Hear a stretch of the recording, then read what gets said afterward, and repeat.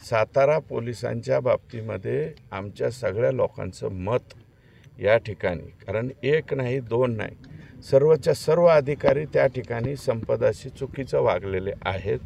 म्हणून सातारा पोलिसांच्या तपासावरती सुद्धा आम्हाला या ठिकाणी त्यांच्या कुटुंबियांना भेट घेतल्याच्या नंतर ऑब्जेक्शन या ठिकाणी येतंय.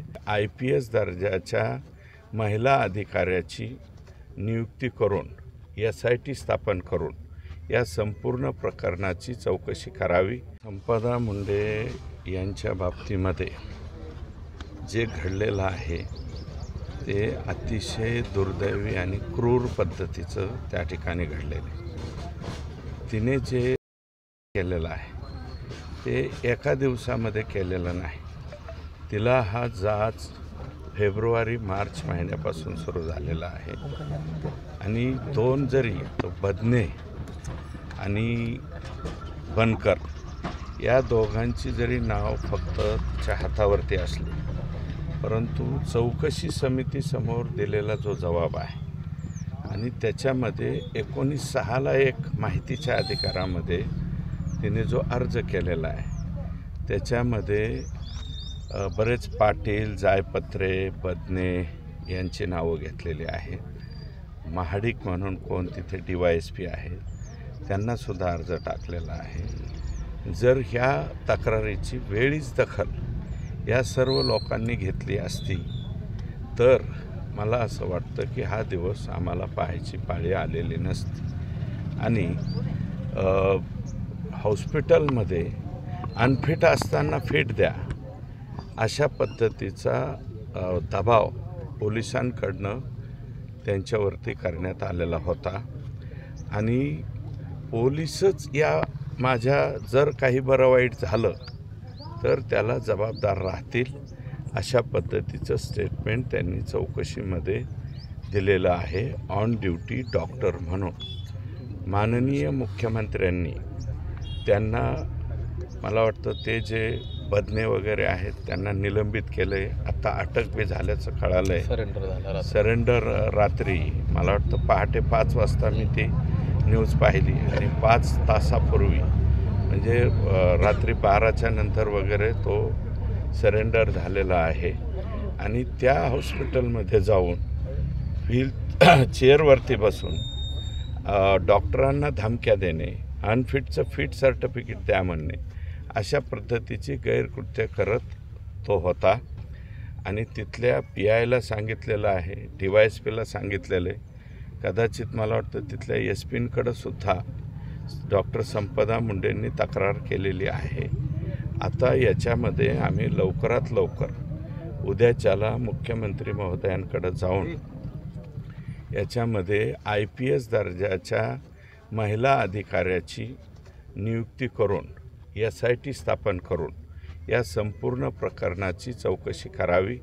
आणि बनकर आणि बदने सोडता इतर ज्या वेळेस, म्हणजे जूनमध्ये पत्र दिलेलं आहे, जुलैमध्ये पत्र दिलेलं आहे, ऑगस्टमध्ये पत्र दिलेलं आहे, 3 वेळा पत्र देऊनसुद्धा, आणि एक कंत्राटी डॉक्टर आहे आणि एका कंत्राटी डॉक्टरला एका वर्षामध्ये किती वेळा फक्त पोस्टमॉर्टमची ड्युटी द्यायची ह्याचंही काही नियमावली असेल ना. बाकीच्या कोणत्याही डॉक्टरला ती ड्युटी दिलेली नाही, फक्त संपदालाच ती ड्युटी सतत का दिली जात होती. आणि आमच्या जिल्ह्यातले आरोपी म्हणता येणार नाही त्याला, पण आमचा ऊसतोडीचा धंदा आहे.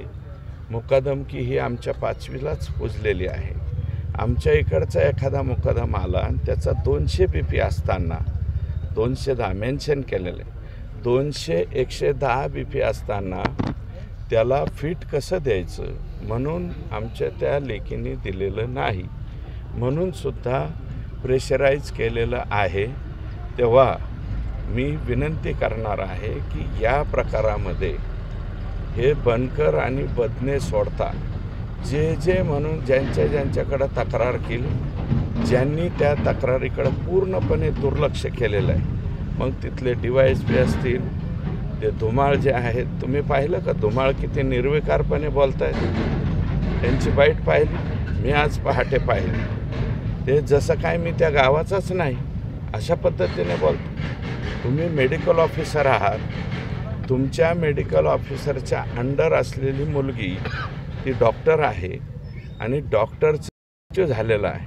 आणि याच्यात सगळ्यात गंभीर बाब ही आहे की आमच्या इथून मुंडे कुटुंबियापैकी त्या मुलीचा चुलत भाऊसुद्धा डॉक्टर आहे, चुलते शिक्षक आहेत.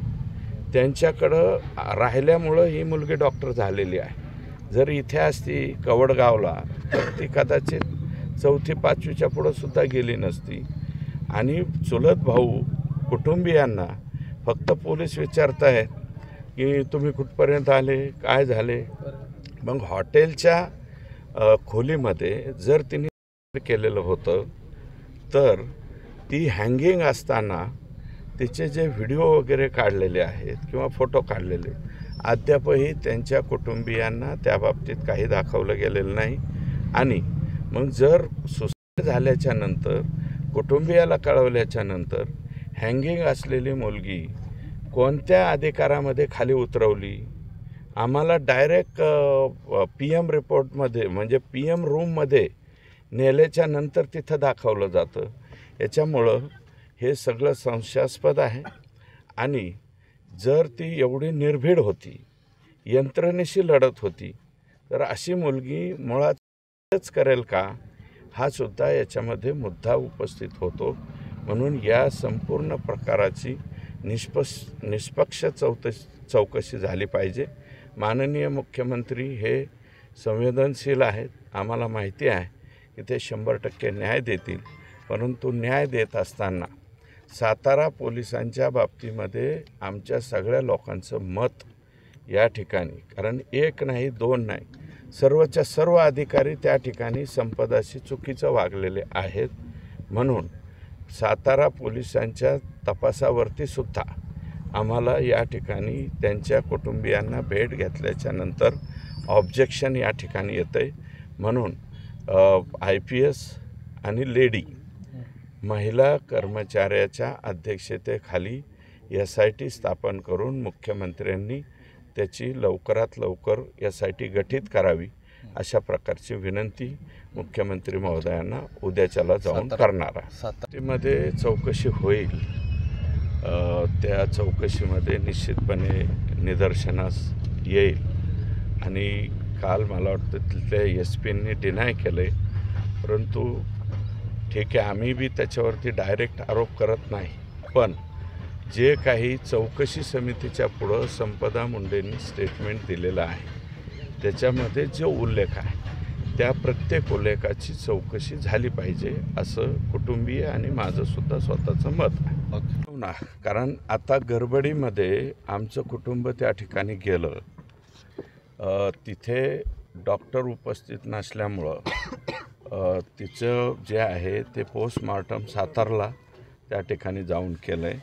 त्याच्यामध्ये खूप वेळ या ठिकाणी मानसिक छळ आमच्या या कुटुंबाचा त्या ठिकाणी झाला, उशीर करण्यात आला. FIR लिहायलासुद्धा 6, 7, 8 घंटे त्या ठिकाणी लावले.